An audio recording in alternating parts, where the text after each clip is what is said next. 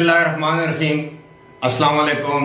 ابرار رشید آپ کی خدمت میں ایک مرتبہ پھر حاضر ہے، اور آپ سے ریکویسٹ ہے کہ اگر ابھی تک آپ نے اس چینل کو سبسکرائب نہیں کیا تو اسے سبسکرائب کر لیں، جو بیل آئیکن ہے اس کو ضرور پریس کیجیے گا۔ آپ کا بہت بہت شکریہ۔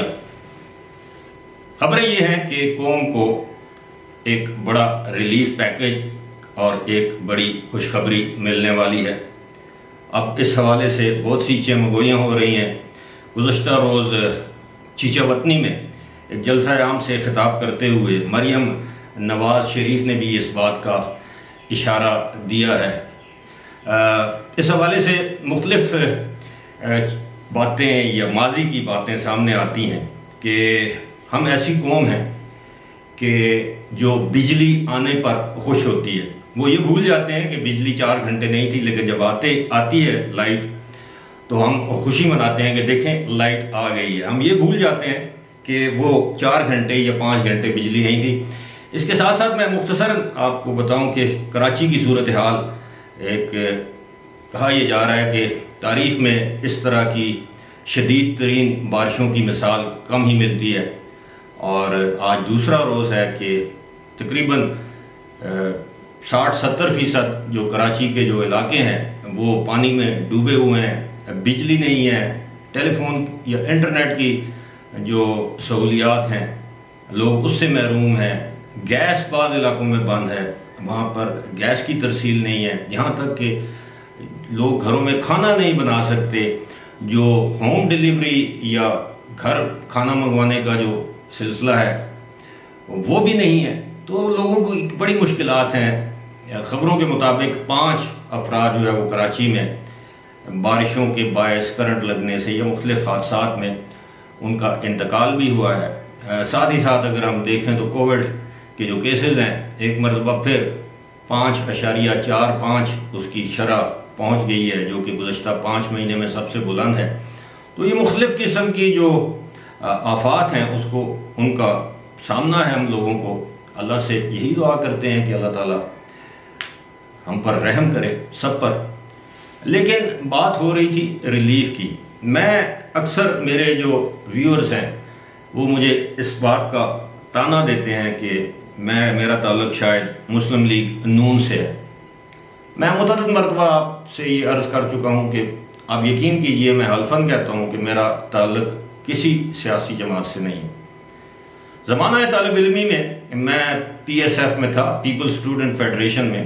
اس کے بعد بھی میں جب تک صحافت میں نہیں آیا تو میری ہمدردیاں پاکستان پیپلز پارٹی کے ساتھ تھیں، لیکن جب سے میں نے صحافت کو جوائن کیا ہے آج سے 30 ایئرز ہو گئے ہیں، 30 سال پہلے، تو آپ یقین کیجئے انسان کا جھکاؤ ہوتا ہے کسی نہ کسی سیاسی جماعت کی جانب۔ انسان کے سیاسی نظریات ہوتے ہیں، لیکن جب ہم لوگ کوئی تبصرہ یا تجزیہ کرتے ہیں تو اپنے طور پر دیانتداری کے ساتھ۔ مجھے سب سے بڑا افسوس اس بات کا ہے کہ عمران خان بہت سے لوگوں کی امید تھے، ایک تیسری قوت کے طور پر ان کی پارٹی کو پراپ اپ کیا گیا تھا، اس کو پروموٹ کیا گیا تھا، میڈیا پر ہر جگہ پر لوگوں کے ذہن سازی کی گئی تھی اسٹیبلشمنٹ کی جانب سے کہ یہی شخص ایک مسیحا ہے، اسی کی پارٹی کچھ نہ کچھ کر پائے گی۔ اب جب میں ماضی کو دیکھتا ہوں تو میری امیدیں تھیں، اور آپ یقین کیجئے کہ یہ کریڈٹ بھی عمران خان کو جاتا ہے کہ آج ایک مرتبہ پھر نہ چاہتے ہوئے بھی مجھے تعریف کرنا پڑتی ہے سابقہ 2 ادوار کی، جس میں مسلم لیگ نون اور پیپلز پارٹی کا دور شامل ہے۔ پیپلز پارٹی جب برسر اقتدار میں آئی 2008 میں، تو آپ کو پتہ ہے کہ پوری دنیا میں ایک ریسیشن چل رہا تھا، تیل کی قیمتیں مہنگی ہو رہی تھیں، لوڈ شیڈنگ ہو رہی تھی، 18 گھنٹے کی لوڈ شیڈنگ، مالی حالات ملک کے ہمیشہ کی طرح اسی طرح مخدوش تھے۔ لیکن پھر بھی پیپلز پارٹی نے کچھ نہ کچھ کیا، خاص طور پر NFC ایوارڈ اور 18ویں ترمیم کا جو کارنامہ ہے، میں سمجھتا ہوں کہ وہ پیپلز پارٹی کے حصے میں آیا۔ اور پیپلز پارٹی نے اپنے دور حکومت میں میڈیا پر کوئی قدغن نہیں لگائی، کوئی سیاسی انتقام نہیں لیا۔ پیپلز پارٹی کے دور میں کوئی سیاسی قیدی نہیں تھا، کسی کو انتقام کا نشانہ نہیں بنایا۔ یہ میں پیپلز پارٹی کے تیسرے دور کی بات کر رہا ہوں، جو 2008 سے 2013 تک تھا۔ اس کے بعد نون لیگ آئی۔ نون لیگ کی حکومت نے اپنے طور پر کوششیں کی، سی پیک کے معاہدے کیے، ملک میں بجلی کی پیداوار بڑھائی، لوڈ شیڈنگ کم ہوئی، اور گیس کی جو شارٹیج تھی وہ کم ہوئی، حالات قدرے بہتر ہوئے، کافی بہتر ہوئے۔ اس کے بعد آپ نے دیکھا کہ کس طرح کیسے ایک سازش کے تانے بانے بنے گئے، اور کس طرح میاں نواز شریف کو اقتدار سے الگ کیا گیا، پھر کس طرح دو بڑی سیاسی جماعتوں کو جو ہے وہ اقتدار سے باہر رکھنے کی ایک سوچی سمجھی سازش کی گئی، اور پی ٹی آئی کو الیکشن جتوایا گیا۔ اور ہم سب کی امیدیں یہ تھی کہ اب عمران خان اور اسٹیبلشمنٹ ایک صفحے پر ہے، اسٹیبلشمنٹ کی بھرپور سپورٹ ہے عمران خان کو۔ اور آپ کو یاد ہوگا کہ عمران خان نے ایک سے زائد مرتبہ بہت مرتبہ یہ کہا ہے، ایون انٹرنیشنل میڈیا کو انٹرویو دیتے ہوئے یہ کہا کہ فوج ان کے ساتھ ہے، ان کے ساتھ کھڑی ہے، ماضی میں ایسا کبھی نہیں ہوا۔ لیکن اس کے باوجود ان کے حصے میں ناکامیاں آئیں، نہ 50 لاکھ گھر لوگوں کو مل سکے، 50 لاکھ تو دور کی بات، 5,000 گھر بھی نہیں دیے گئے لوگوں کو، شاید اس سے بھی کم نہیں دیے گئے ہوں گے، حالانکہ وعدہ 50 لاکھ گھروں کا تھا، 1 کروڑ نوکریوں کا تھا، الٹا لاکھوں نوجوان یا لوگ بے روزگار ہوئے۔ اب یہ کہا جا رہا ہے کہ یہ سب کچھ کووڈ کی وجہ سے ہوا، لیکن آپ سب جانتے ہیں کہ کووڈ کی وجہ سے دنیا نے ہماری دل کھول کر امداد بھی کی، ورلڈ بینک، IMF نے اپنے قرضے جو ہیں وہ مؤخر کیے۔ تو کووڈ جو ہے وہ ایک لحاظ سے پاکستان کے لیے یا پاکستان کی معیشت کے لیے وہ ایک طرح سے جیسے بلیسنگ ان ڈسگائز کہتے ہیں، ایک نیک شگون بھی ثابت ہوا۔ لیکن اس کے باوجود نہ اہلی، نہ لائقی، ناکامیاں، کرپشن، سکینڈل، سب آپ جانتے ہیں، ان ساری باتوں کو دہرانے کا کوئی اس وقت فائدہ نہیں، لیکن تاریخ ہمیں یاد رکھنی چاہیے۔ اب میں یہی کہتا ہوں کہ عمران خان کا یہ کریڈٹ ہے کہ ہم جیسے لوگ جنہوں نے امیدیں وابستہ کر رکھی، جو کہ اپنے آپ کو باشعور سمجھتے ہیں، باضمیر سمجھتے ہیں، جن کی عقل پر ابھی تک پردے نہیں پڑے شخصیت پرستی کے یا انا پرستی کے، جو 2 + 2 کو 4 ہی کہیں گے، 44 نہیں کہیں گے، جو دن کو دن اور رات کو رات ہی کہیں گے چاہے کچھ بھی ہو۔ لیکن افسوس ہوتا ہے کہ آج بھی ایسے لوگ موجود ہیں اس معاشرے میں کہ جو کہ سمجھتے ہیں کہ جناب سب اچھا تھا اور سازش ہو گئی، سب اچھا نہیں تھا۔ جاتے جاتے معیشت کی کشتی میں اتنے بڑے بڑے چھید یا سوراخ کر کے گئے عمران خان کہ آپ یقین کیجئے کہ اب بھی ان کی اور ان کی جماعت کے بہت سے لوگوں کی یہ خواہش ہے کہ پاکستان میں خدا نخواستہ سری لنکا جیسے حالات ہوں، لاکھوں لوگ آئیں، ایوان صدر میں تو ان کا اپنا بندہ موجود ہے، اپنی پارٹی کا کارکن موجود ہے، ڈاکٹر عارف علوی، یا ایوان وزیر اعظم یا وزیر اعظم ہاؤس کا وہ گھیراؤ کریں، پارلیمنٹ کا گھیراؤ کریں، حکمرانوں کو اٹھا کر باہر پھینک کے یہ فرار ہونے پر مجبور ہو جائیں، وغیرہ وغیرہ۔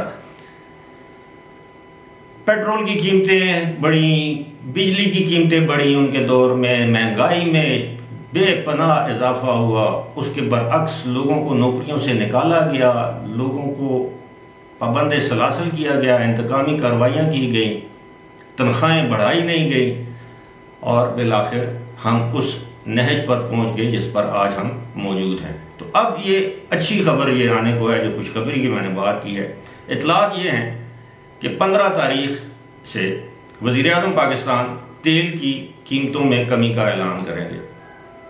اب کچھ لوگ یہ بھی کہیں گے 17 جولائی کو پنجاب میں ضمنی انتخابات ہیں، اس سے جوڑنے کی کوشش کریں گے۔ معاملہ جو بھی ہو، آپ کے علم میں ہوگا کہ یہ جب حمزہ شہباز نے ایک پریس کانفرنس میں یہ بتایا کہ اعلان کیا کہ 100 یونٹ سے کم بجلی استعمال کرنے والوں کے جو بل ہیں وہ حکومت ادا کرے گی، تو اس پر بڑا شور ہوا اور عمران خان اور ان کی جماعت بالآخر عدالت میں چلے گئے، الیکشن کمیشن میں چلے گئے۔ اب یہ عوام کے لیے ریلیف تھا، پورے پنجاب کے لیے ریلیف تھا، اور کہا یہ جا رہا ہے کہ 90 لاکھ گھرانے اس سے مستفید ہوتے، لیکن 17 جولائی تک الیکشن کمیشن نے اس کو مؤخر کر دیا۔ چلیں یہ بھی صحیح، 17 جولائی کے بعد ہو جائے گا، دودھ کا دودھ پانی کا پانی ہو جائے گا، جس طرح بھی حالات ہیں۔ لیکن اگر وفاقی حکومت پیٹرول کی قیمتوں میں کمی کا اعلان کرتی ہے، کوئی ریلیف پیکج دیتی ہے، آٹے کی قیمتوں میں کمی کا، گندم کی قیمتوں میں کمی کا اعلان کرتی ہے، چینی کی قیمتوں میں کمی کا اعلان کرتی ہے، خوردنی تیل جسے ہم آئل یا گھی کہتے ہیں، بناسپتی گھی یا جو کوکنگ آئل ہے، اس کی قیمتوں میں کمی کا اعلان کرتی ہے، تو یہ عوام کے لیے بہت بڑا ریلیف ہوگا۔ اب 550 روپے لیٹر یا کلو گھی یا آئل، بلکہ اس سے بھی زیادہ قیمت پر آپ خریدنے پر مجبور ہیں۔ ابھی حال ہی میں عید گزری ہے، آپ نے دیکھا کہ ہر چیز جو ہے وہ اس کی قیمتیں آسمان سے باتیں کر رہی تھی، کیونکہ ہر چیز ریلیٹڈ ہے ود پیٹرولیم پرائسز، ڈیزل کی پرائسز۔ جب ایک ٹرک کراچی سے چلتا ہے اور وہ راولپنڈی کے لیے اس کا پہلے کرایہ، میں مثال کے طور پر آپ کو بتا رہا ہوں، اگر اس کا کرایہ 30,000 روپے تھا تو اب وہ 50,000 روپے کرایہ لیتا ہے۔ تو کرایہ جب بڑھے گا تو ظاہر ہے چیزوں کی قیمتیں بھی بڑھیں گی۔ تو اگر پیٹرول کی قیمتیں 10-15 روپے فی لیٹر کم کی جاتی ہیں تو یہ عوام کے لیے فی الحال بڑا ریلیف ہوگا۔ لیکن بات وہی ہے کہ پہلے کتنی بڑھائی گئی، 60-70 روپے بڑھا دی گئی، اب 10-15 روپے کم ہوگی تو ہم خوشیاں منائیں گے وہ اسی طرح جس طرح بجلی جاتی ہے 4-5 گھنٹے کے لیے، اور جب آتی ہے ہم وہ 4-5 گھنٹے بھول جاتے ہیں، ہم کہتے ہیں دیکھیں جی لائٹ آ گئی، خوشی مناتے ہیں۔ یہ ہماری قوم کا نصیب ہے اور بدقسمتی ہے۔ مہنگائی جو ہے وہ تیل کی قیمتوں کی وجہ سے وہ پوری دنیا میں ہے، پوری دنیا اس وقت مہنگائی کی لپیٹ میں، یہاں تک امریکہ اور برطانیہ اور دیگر جو عرب ممالک ہیں، خلیجی ممالک جنہیں ہم کہتے ہیں، وہاں پر بھی یہی ہے صورتحال ہے۔ لیکن وہاں کی حکومتیں عوام کو سبسڈیز دے رہی ہیں۔ برطانیہ میں بھی مظاہرے ہو رہے ہیں، امریکہ کی حکومت نے بھی وہاں پر تیل پر سبسڈی دینے کا فیصلہ کیا ہے، لیکن یہ امیر ممالک ہیں، یہ ایسا کر سکتے ہیں۔ اب بھارت نے پیٹرول پر سبسڈی دے رکھی ہے، اور تقریباً 6 مہینے کے لیے، کہ جناب بھارت ایک امیر ملک ہے، اس کی معیشت مضبوط اور توانا ہے۔ ابھی آپ نے دیکھا حال ہی میں مڈل ایسٹ میں، UAE میں، جب پیٹرول کی قیمتیں 4.63 درہم پر پہنچ گئیں تو انہوں نے اپنے شہریوں کو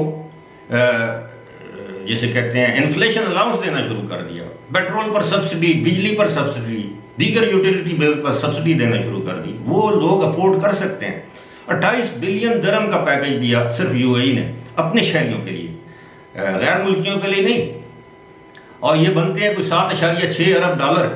اور یہ اب دیکھیں وہ لوگ افورڈ کر سکتے ہیں۔ سعودیہ کی صورتحال آپ دیکھیں، تمام ممالک، ایون تیل پیدا کرنے والے ممالک میں مہنگائی ہے۔ لیکن یہ جو میں خوشخبری کی بات کر رہا ہوں، امید یہ ہے کہ 15 تاریخ کو وزیر اعظم ایک تو پیٹرول کی قیمتوں میں کمی کا اعلان کریں گے اور دوسرا کسی ریلیف پیکج کا اعلان کریں گے، جو کہ عوام کے لیے ایک اچھی خبر ہوگی۔ لیکن PTI کے لیے یہ اچھی خبر نہیں ہوگی۔ PTI والے یہ چاہتے ہیں کہ پاکستان کی صورتحال خدا نخواستہ سری لنکا جیسی ہو، اور وہ کسی نہ کسی طرح، جس طرح کہتے ہیں انگریزی میں بائی ہک اور بائی کروک، وہ اقتدار میں آئیں اور پھر پاکستان کو اسی لیول پر لے جائیں جہاں وہ لے کر گئے تھے۔ لیکن ایسا نہیں ہوگا، یہ بات آپ اپنے پاس لکھ کر رکھ لیجئے۔ فی الحال مجھے دیجیے اجازت، خدا حافظ۔